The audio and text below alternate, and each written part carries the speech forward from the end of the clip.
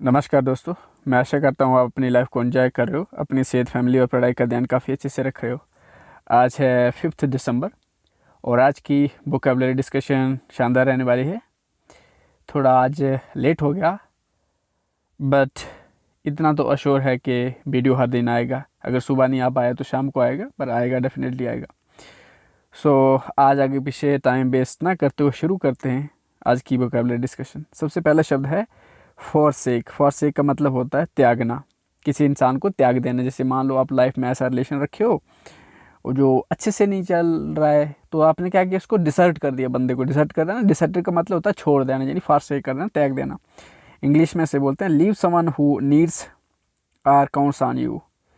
उस इंसान को छोड़ देना जो जिसे आपकी ज़रूरत है, जहाँ जो आप पे क्या करता है, काउंट्स ऑन यू, यानी भरोसा करता है। सिनोनिम हो गया क्विट, लीव, अबंडन, रिपुडिएट। और एंटोनिम्स हो गया adopt, own, undertake, cherish, revert. Sentence हो गया we must forsake your bad habits to succeed in life. हमें जो हमारी जो क्या होती है, जो योर की जगह हम अबर भी लिख सकते हैं। We must forsake our bad habits to succeed in life. हमें बुरी आदतों को त्यागना पड़ेगा अगर हम लाइफ में क्या सक्सीड होना चाहते हैं। तो नेक्स्ट जो वर्ड है वो है स्ले। स्ले का मतलब होता है कत्ल करना, किसी का हत्या करना। तो इसको इंग्लिश में बोलते हैं किल इंटेंशनली एंड विद प्रीमेडिएशन। मतलब किसी को मारना, यानी किल इंटेंशन, जानबूझकर किसी को मारना। और प्रीमेडिएशन का मतलब होता है पहले से सोच विचार करके मारना। ये होता है ना कि मतलब इम्प्रम्प्टू होता है, कुछ चीज़ तुरंत कर देना। एक होती है पहले से सोच समझ के करनी, पूरा प्लान बना के, उसको बोलते हैं प्रीमेडिएशन। सिनोनिम्स हो गया kill, murder, butcher, slaughter, eliminate, shoot. Antonyms हो गया build, revive, make, recover, aggravate, create. Sentence हो गया goons are out of control and slaying people openly. goons होते हैं गुंडे, बदमाश। बदमाश और आउट ऑफ कंट्रोल, वो अपने कंट्रोल से क्या है, आउट ऑफ कंट्रोल हो गया, अपने आपे से बाहर को आपक हो गए हैं और लोगों का क्या कर रहे हैं, कत्लेआम कर रहे हैं। अगला शब्द है बिसीज। बिसीज का मतलब होता है प्रार्थना करना, यानी किसी से रिक्वेस्ट करना। जब ना मान लो किसी से कि आपको कोई चीज़ चाहिए तो क्या करोगे, जैसे मान लो स्कूल में गए हो, क्लास में हो, राइटिंग कर रहे हो, पेन रुक गया, अपने अपने दोस्त से रिक्वेस्ट की, बिसीज किया, प्रार्थना की, यार मुझे ना पेन दे दो।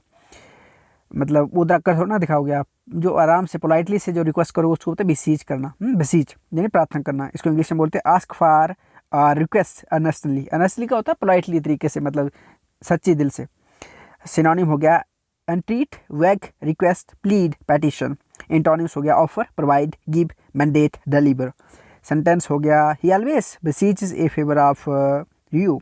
वो हमेशा आपका फेवर मांगता है ना, प्रार्थना करता है फेवर के लिए। अगला शब्द है कैनन। और जहाँ पर समझने वाली बात है, कैनन दो तरह के होते हैं।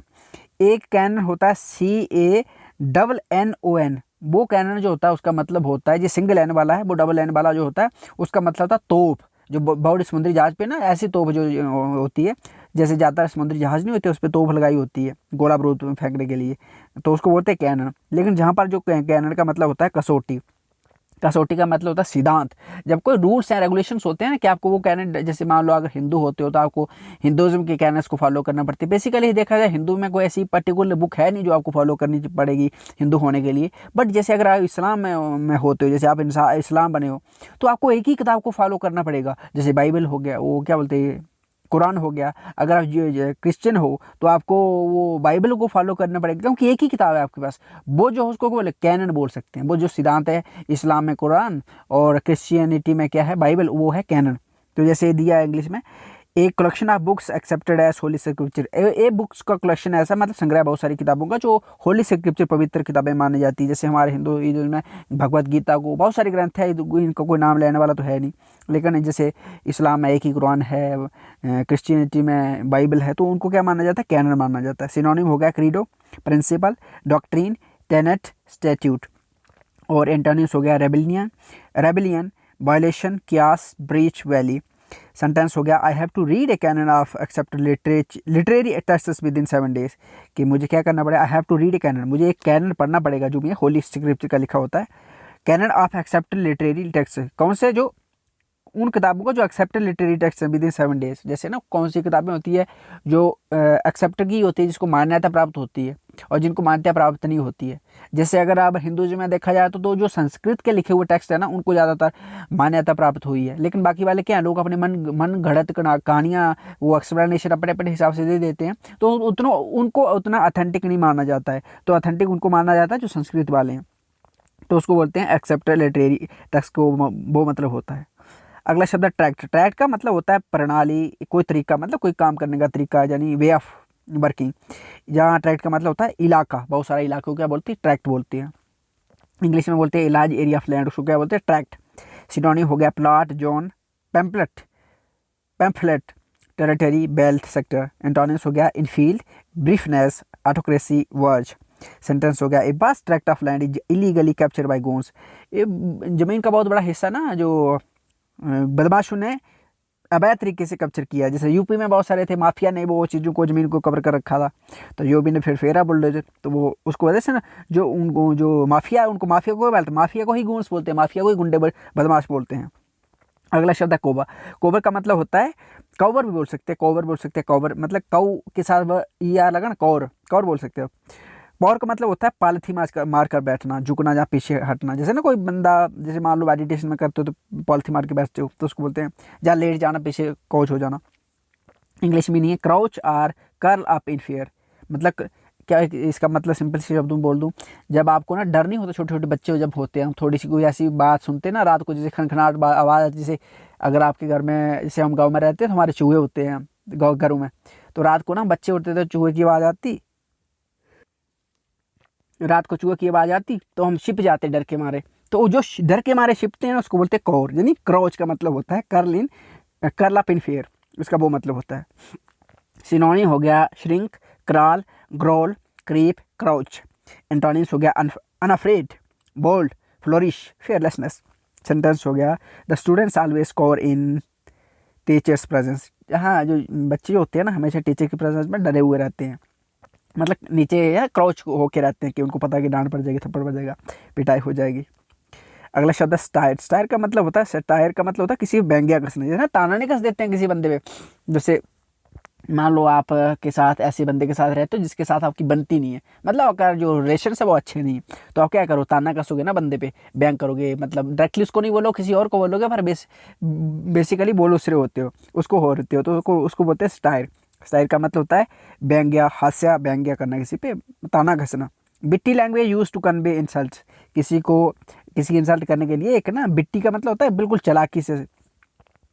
सिनोनिम हो गया spoof, sarcasm, mockery, ridicule, scorn. Antonyms हो गया courtesy, generosity, serious, applause, praise.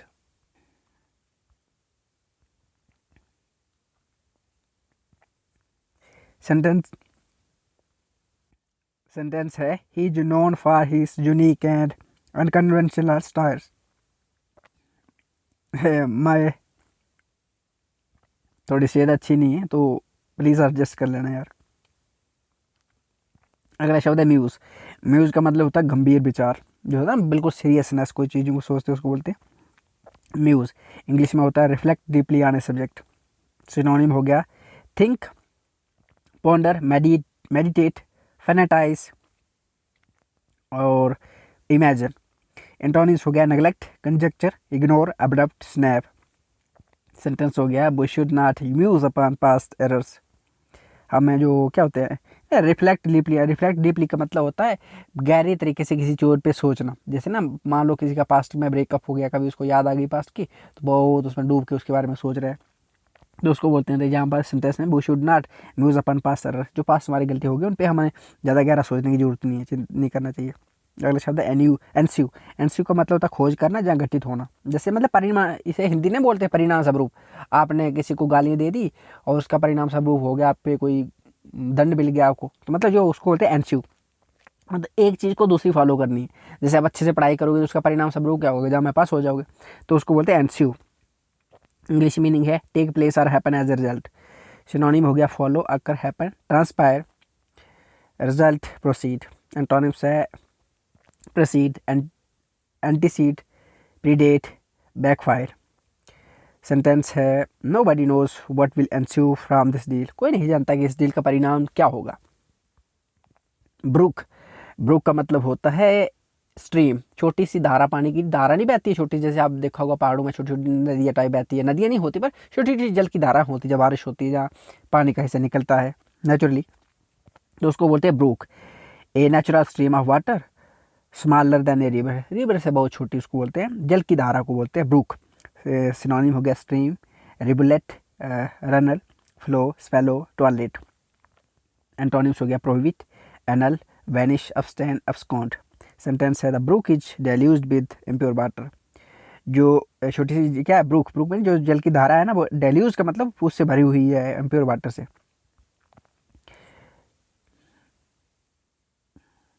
अगला शब्द है सबलाइम, सबलाइम का मतलब होता है सबलाइम, सबलाइम का मतलब होता है उत्कृष्ट, सबसे सर्वोत्तम, जो उच्च शिखर की चीज़ होती है ना, हाईएस्ट चीज़ की होती है। जैसे ना आपने देखा होगा एक तो जो क्वालिटीज़ होती है चीज़ों को दी जाती है, जैसे ए बी सी डी, ए जैसे गोल्ड मेडल, सिल्वर मेडल, वो कपर मेडल, जो टॉप वाली चीज़ क्वालिटी होती है ना, चीज़ होती है उसको बोलते हैं सबलाइम, यानी सबसे उत्कृष्ट।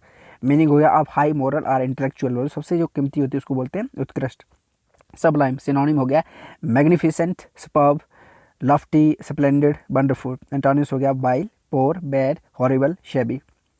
सेंटेंस है the location of the hotel is Sublime, जो होटल की जो लोकेशन है सबसे उत्कृष्ट बढ़िया जगह पे है। अगला शब्द है एक्सर्शन, एक्सर्शन का मतलब होता है परिश्रम, जब मेहनत करते हो ना पूरा ताकत लगा के जी जान से खून पसीना बहा के, उसको बोलता है एक्सर्शन। यूज़ ऑफ फिजिकल और मेंटल एनर्जी, हार्ड वर्क, उसको जब फिजिकल मेंटल एनर्जी को यूज़ करते हो जहाँ हार्ड वर्क करते हो उसको बोलते हैं एक्सर्शन, एक्सर्शन।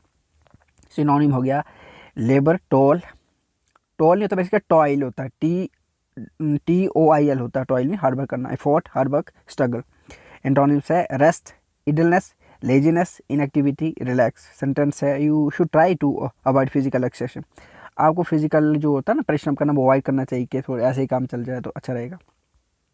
अगला शब्द है काइंडल, काइंडल का मतलब होता है किसी चीज़ को प्रज्वलित करना, यानी किसी के अंदर किसी चीज़ को क्या करना, एक्साइट करना, किसी को प्रेरणा देना, प्रवोक करना, भड़काना, यानी मतलब जैसे आपके अंदर ना आप किसी के बारे में चीज़ जानते नहीं, जैसे आप पढ़ाई कर रहे हो, अभी स्टूडेंट हो, 10th में पढ़ रहे हो, तो किसी ने आपको पता नहीं आगे कौन से स्ट्रीम को परस्यू करूँगा मैं या करूँगी, लेकिन आप किसी ने आपको आइडिया दे दिया कि ये चीज़ करनी चाहिए, तो आपके अंदर को जो इच्छा जाग गई ना उसको बोलते हैं काइंडल। तो जहाँ पर जो मीनिंग है कैच फायर का मतलब होता है प्रज्वलित होना, मतलब आग पे ही पकड़ना, लेकिन इसका वो भी मतलब जो मैंने बताया आपको। इसका सिनोनिम है excite, provoke, fire, ignite, arouse, किसी के अंदर फीलिंग जगाना उसको बोलते हैं अरोज। एंटोनिम्स हो गया quiet, calm, smother, smother, extinguish, discourage.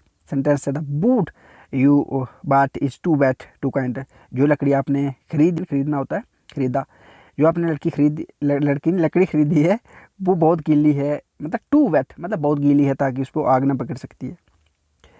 सो इसी के साथ मैं लेता हूँ आपसे अलविदा।